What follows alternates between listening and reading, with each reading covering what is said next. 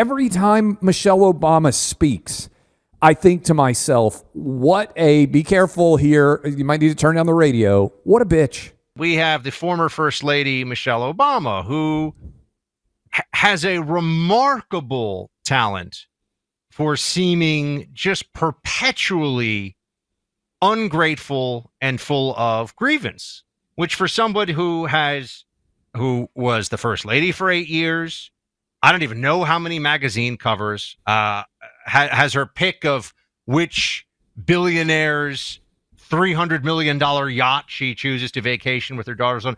I don't know if you could find all in a more privileged and elitist person on the planet.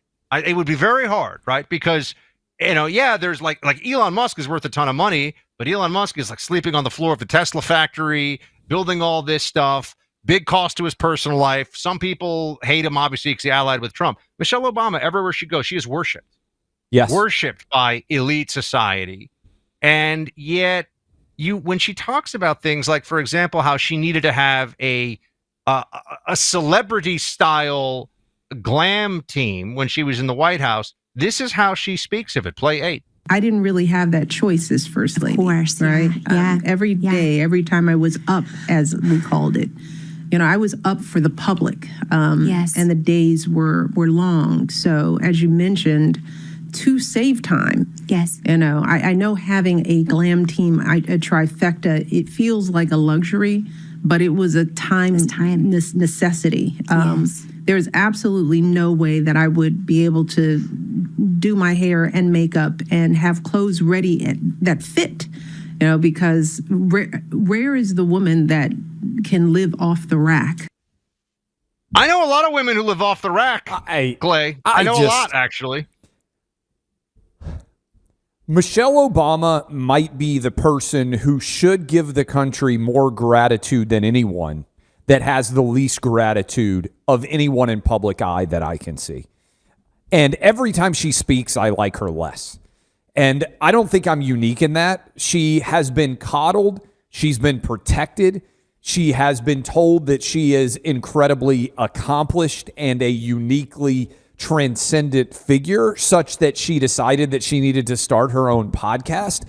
I actually feel sorry for Barack Obama for having to deal with her. And let me explain why that is. I went off. I might have gone off more on this than almost anybody in the country. When she wasn't willing to show up for Jimmy Carter's funeral, to me, it was such a personal slap in the face to every American. Look, I understand. You don't want to always have to go to public events. But when you run for president of the United States, or when you are married to the president of the United States, there are certain moments that demand, to me, that you show up and show the least semblance of respect for the country that you could. Hillary Clinton was at the funeral for Jimmy Carter. The Bushes were at the funeral for Jimmy Carter. Certainly Trump and Melania were there. It doesn't take a lot to be willing to give a few hours of your time to get on a private jet and fly somewhere, get off, be respectful for a couple of hours. She didn't show up for the inauguration of Trump. Barack Obama did. I give him credit for that. She doesn't seem like a person that would be fun to spend time with, Buck. And I look at this, and instead of saying, hey, boy, I'm from, I think, the south side of Chicago, if I'm not mistaken. I grew up and I got to be the first lady of the United States. I married the president. What is an incredible story that is, that you can be a kid from the south side of Chicago and you can grow up to do this, right? I mean, you know who's actually leaned into that? Because I think he's also from the south side of Chicago. The Pope, the American Pope Leo.